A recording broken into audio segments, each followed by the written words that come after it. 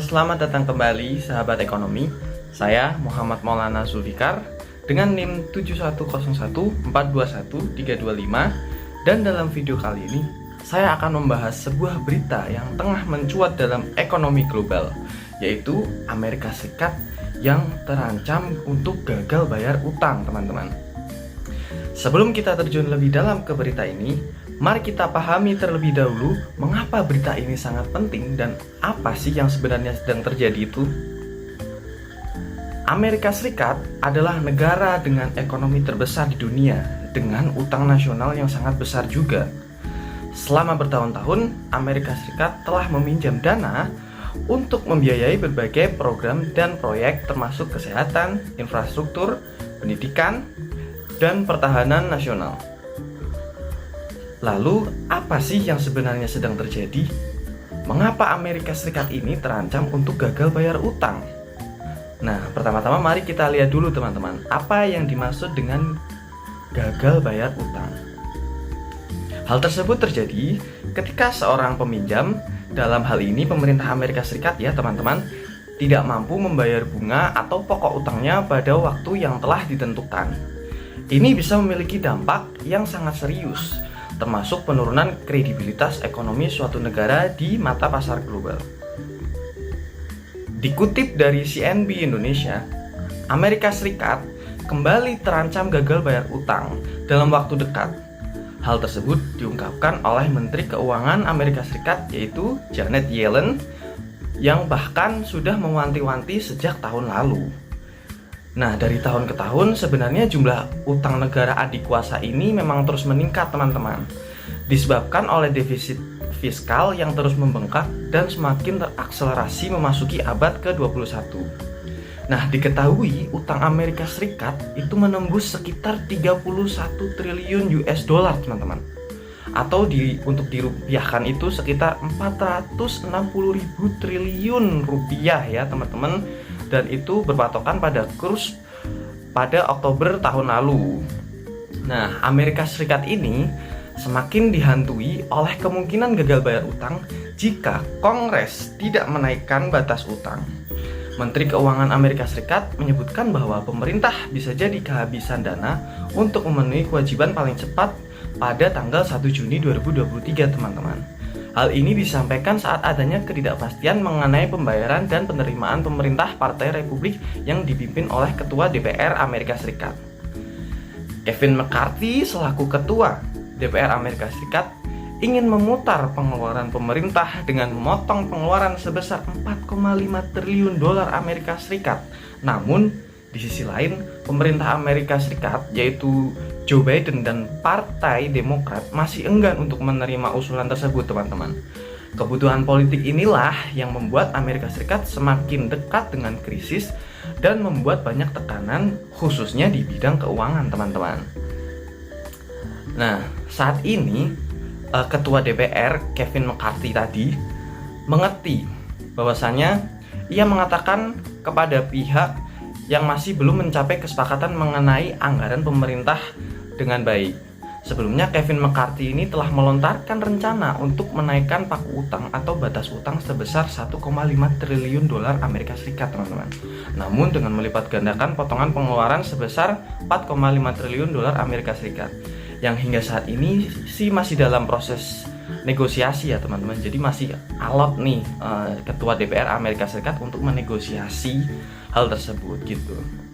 Nah, tentunya dalam Amerika ini berpotensi untuk gagal bayar utang, pastinya akan memiliki dampak-dampak dalam perekonomian ya tentunya teman-teman, khususnya perekonomian dari Amerika Serikat itu sendiri ya. Nah, apa saja sih dampak-dampaknya? Yaitu dampak yang pertama ada penurunan perdagangan global, teman-teman. Nah, gagal bayar utang Amerika Serikat ini akan mendorong ke jurang resesi. Tingkat konsumsi Amerika Serikat akan anjlok, impor juga akan menurun, sehingga negara yang mengandalkan ekonominya melalui ekspor ke pasar Amerika Serikat tentunya akan terpukul, teman-teman. Nah, pukulan ini diperparah dengan potensi nilai dolar Amerika Serikat yang terdevaluasi. Nilai dolar Amerika Serikat yang melemah akan membuat penurunan minat impor akibat penurunan nilai mata uang, teman-teman. Nah, dampak yang kedua itu ada mata uang dolar yang akan menderita, teman-teman. Nah, dolar Amerika Serikat ini kan merupakan mata uang yang sering digunakan dalam transaksi global ya, teman-teman. Selain itu, banyak negara kan yang menggunakan sebagai acuan mata uang lokalnya untuk menjaga nilai tetap stabil. Nah, negara berkembang yang belum memiliki mata uang yang kredibel nih, mereka itu akan sangat terdampak tentunya pada penurunan nilai dolar yang akan membuat negaranya mengacu ke mata uang tersebut dan akan menerima kerugian. Nah, dampak yang ketiga itu ada kontrak bisnis yang akan terpengaruh. Transaksi di berbagai belahan dunia banyak yang mempersyaratkan penggunaan dolar dengan tujuan untuk mencegah kerugian salah satu pihak akibat perubahan mata uang. Nah, penurunan nilai dolar Amerika Serikat ini secara tiba-tiba dan tajam tentunya, ya kan, karena berpotensi gagal bayar utang nih, akan menyebabkan pembayaran yang diterima kurang dari nilai yang seharusnya, teman-teman. Nah, dampak selanjutnya yaitu ada aliran dana keluar dari Amerika Serikat. Nah, Amerika ini kan kita tahu bahwa negara dengan pusat perekonomian ya, negara yang dimana negara-negara lain, negara-negara berkembang itu masih bergantung kepada Amerika Serikat dalam hal perekonomian gitu. Nah, tentunya kan menjadi minat dunia, minat negara-negara lain untuk berinvestasi di negara adidaya ini, teman-teman. Nah, ketika perekonomian Amerika Serikat kuat bertumbuh, investor kan juga otomatis mencari peluang melalui pasar saham. Namun, gara-gara potensi gagal bayar utang, dan juga di dalam Amerika itu seperti ada kericuhan dalam politik juga, itu akan menyebabkan pemerintah Amerika Serikat bisa saja investor-investor dari luar tuh akan khawatir meletakkan dananya di pasar Amerika Serikat, teman-teman. Nah, lalu dampak yang terakhir yaitu ada cadangan devisa dalam mata uang baru. Investor yang mulai keluar dari pasar Amerika Serikat dan berpindah ke negara lain akan mengancam stabilitas dari dolar itu sendiri, teman-teman. Nah, sejak akhir Perang Dunia Kedua itu kan sebenarnya dolar udah menjadi mata uang cadangan global utama di berbagai negara, teman-teman.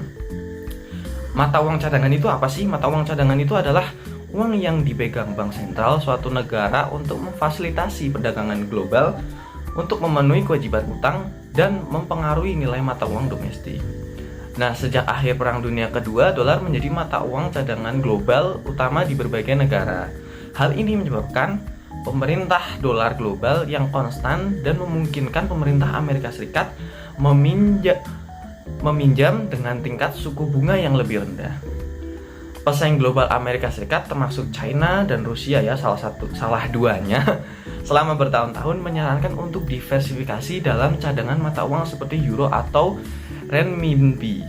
Nah, dalam kesimpulan ini mungkin saya bisa ambil situasi ini adalah peringatan serius tentang kompleksitas masalah ekonomi yang dihadapi oleh negara besar ya, contohnya seperti Amerika Serikat ini.